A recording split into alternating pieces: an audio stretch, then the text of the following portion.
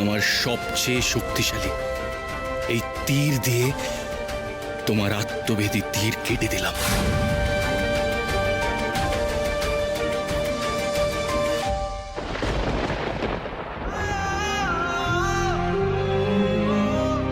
তোমায় মরতে দিতে আমি পারবো না দেবদত্ত। তুমি এখানে অভিরাজ? তুমি তো সর্পগন্ধা আনতে গিয়েছিলে। সর্পগন্ধা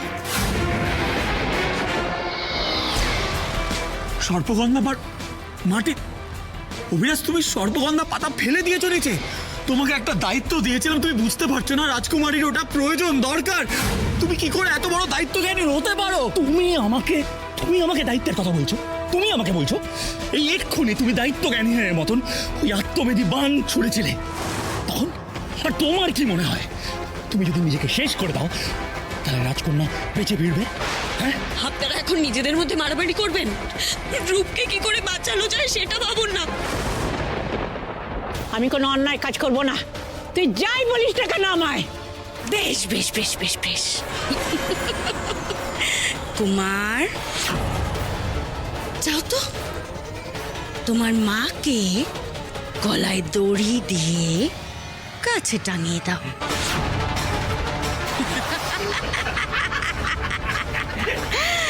তারপর নিজের মায়ের নৃশংস হত্যা তা ঠাকুমা দেখবে, কেমন?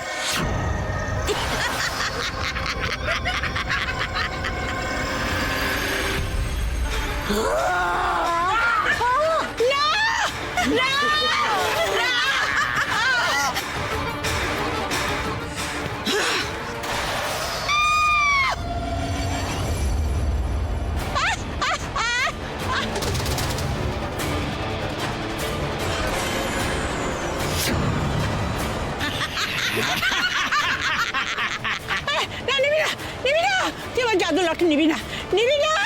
ঠিক আছে খুনখুনে,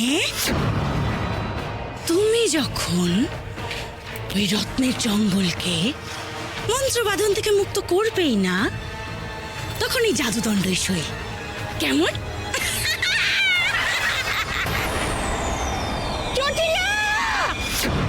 হায় হায়, কি সর্বনাশ হলো! রূপমতি এবারে কি করে রক্ষা পাবে? জটিলা! ঘুম ভেঙে কি চিৎকার চেঁচামেচি শুনছি রে বাবা। কারা জঙ্গলে এত গোলমাল করে?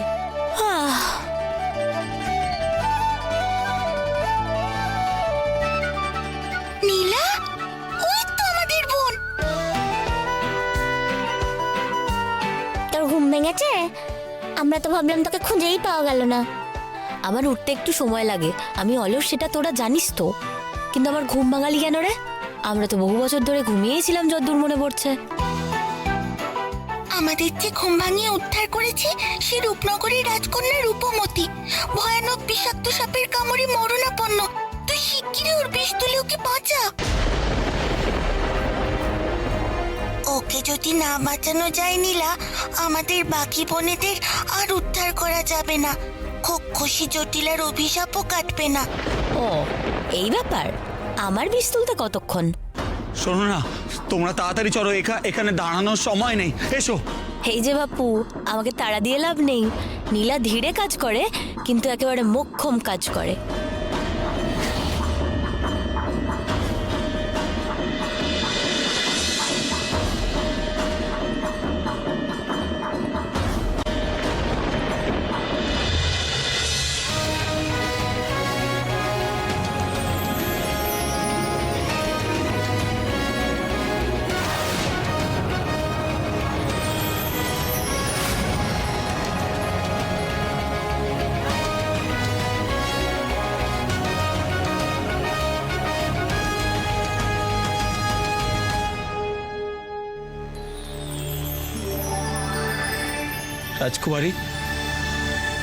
রাজকুমারী, চোখ খুলুন না।